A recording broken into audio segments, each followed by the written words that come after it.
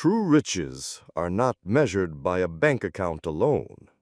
Mr. Hill, it's a genuine honor.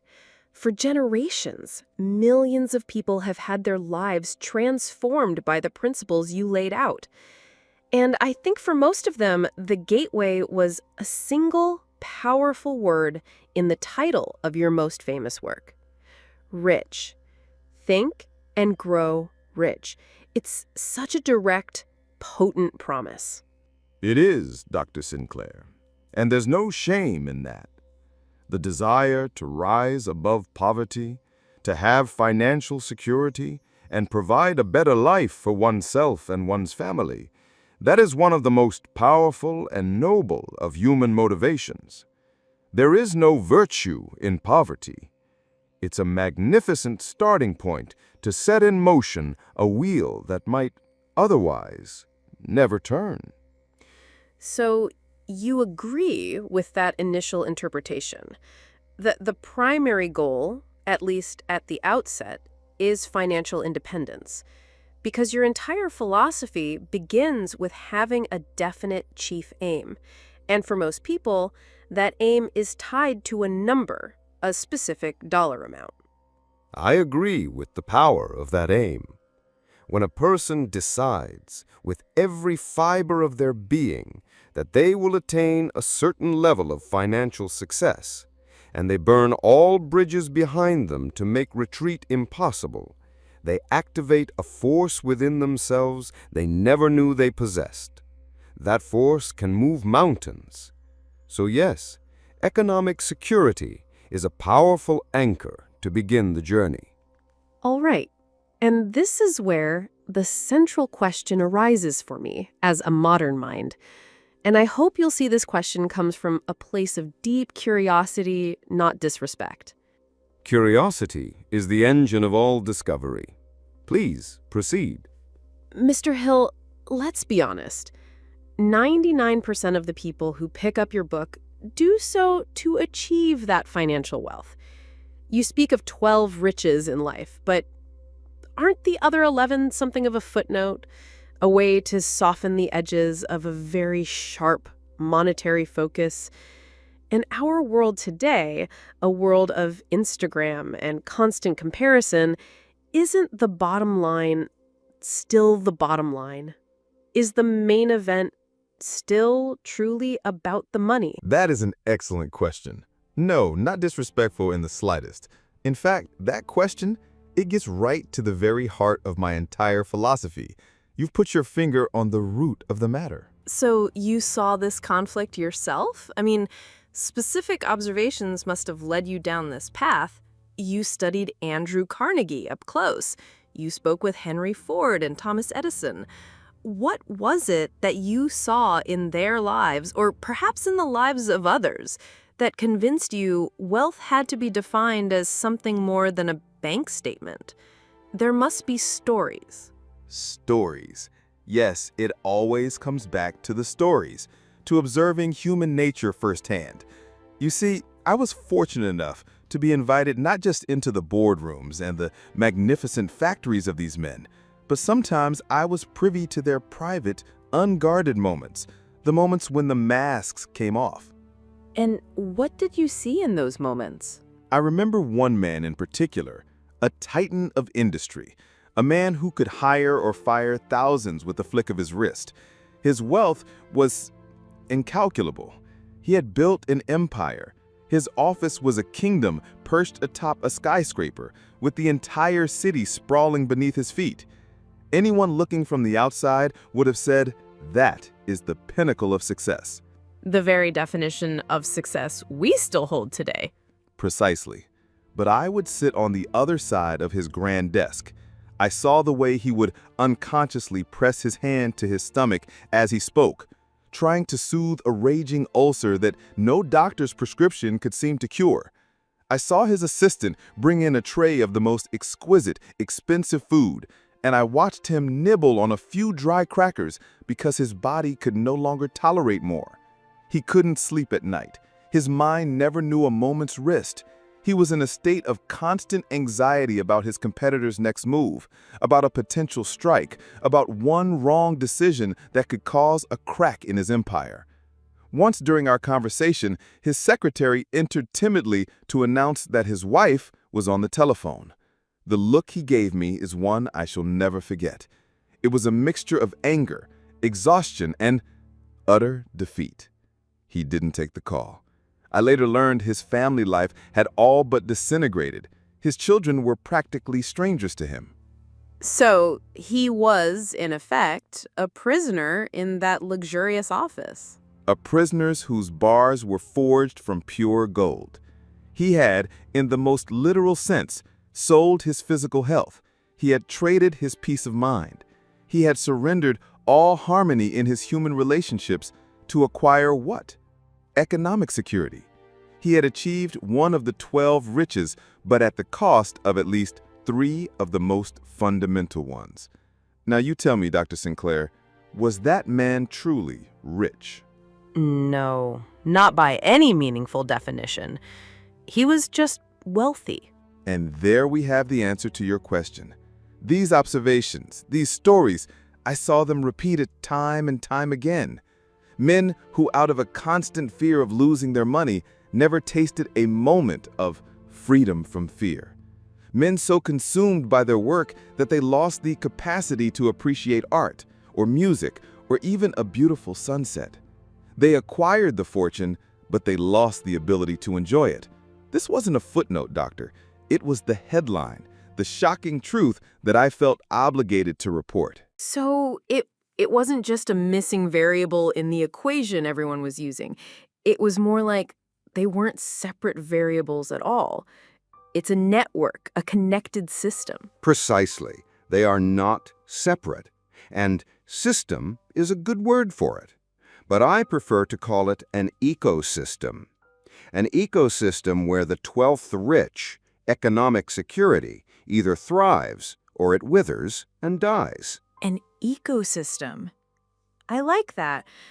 Please explain that further. How so? Let us begin with the very foundation, a positive mental attitude. Think of this attitude as the soil of your mind. A great idea, a definite purpose, is like a precious, valuable seed.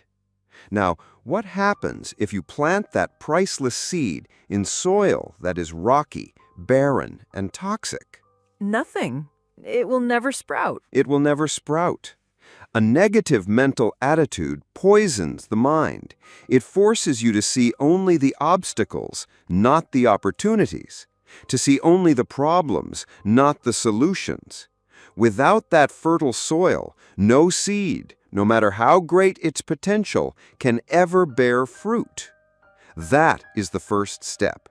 Without it, the rest of the journey doesn't even exist. And physical health.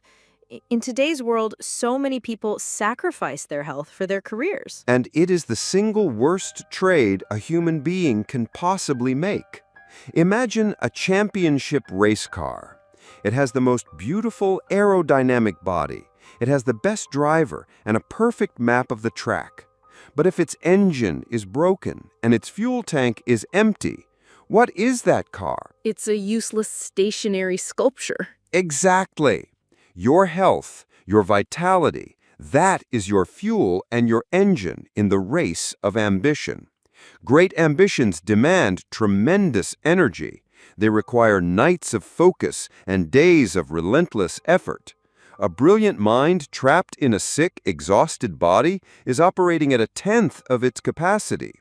A fortune that is earned at the expense of one's health will eventually be spent on hospital bills. What kind of wealth is that? This reframes everything. So what about human relations? This is where your mastermind principle comes in, isn't it? It is the very essence of it. No success, and I repeat, no great success, is ever achieved in isolation. The ability to create harmony in human relations is your ability to build a team, to win the cooperation of others, to inspire trust. That is the mastermind. When you are in constant conflict with those around you, when you cannot create a harmonious environment at work or at home, all of your energy is spent fighting and defending instead of creating and building. You cannot erect a tall, magnificent tower while you are busy fending off attacks from all sides. And finally, peace of mind. The one thing the man in your story had completely lost. And its absence rendered all his money worthless. You see, what good is it to own a vast and beautiful vineyard if the taste of the wine has turned to ash in your mouth? Peace of mind is the capacity to enjoy your achievements. Wealth that is accompanied by constant fear, anxiety, and sleepless nights is not a blessing. It is a curse, a heavy burden you carry on your shoulders every single day.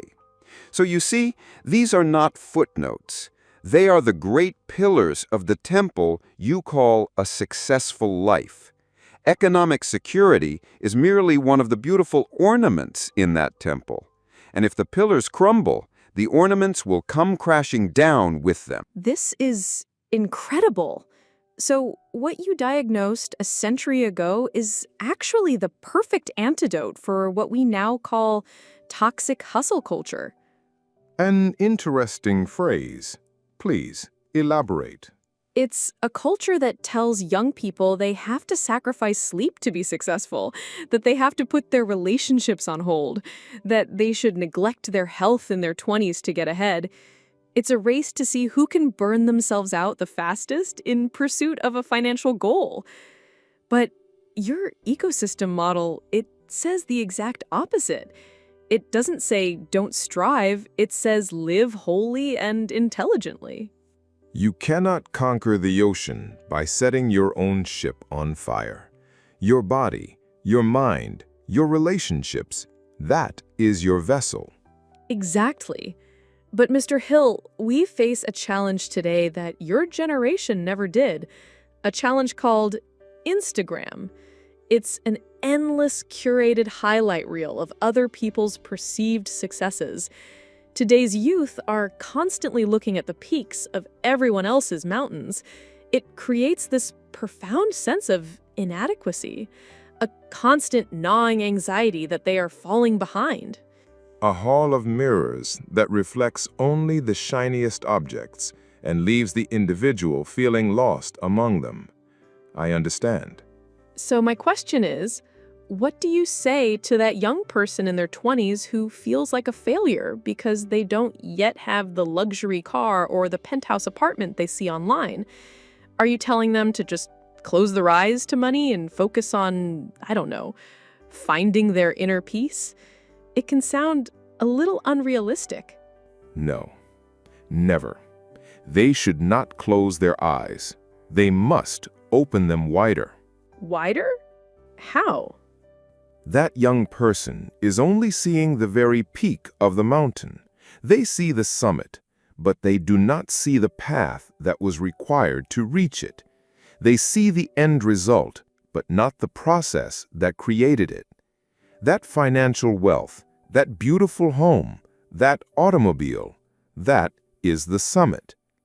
Now, imagine a mountain climber standing at the base of a great peak, staring only at the top. Do they get there by wishing, or do they get there by taking the first step on the path? By taking the first step. Precisely. Those other 11 riches are the path to the summit. Self-discipline is the daily steps they take even when they are tired. Sound physical health is their strength and endurance for the climb. A positive mental attitude is their belief that they can reach the peak even when a storm rolls in. Harmony in their relationships is the team that holds the safety rope for them. And peace of mind, that is the ability to enjoy the magnificent view along the way instead of only staring anxiously at the destination. So you're saying instead of envying someone else's peak, they need to build their own path. Exactly. Tell that young person that focusing only on the summit without building and walking the path does not lead to achievement. It leads to frustration and a great fall.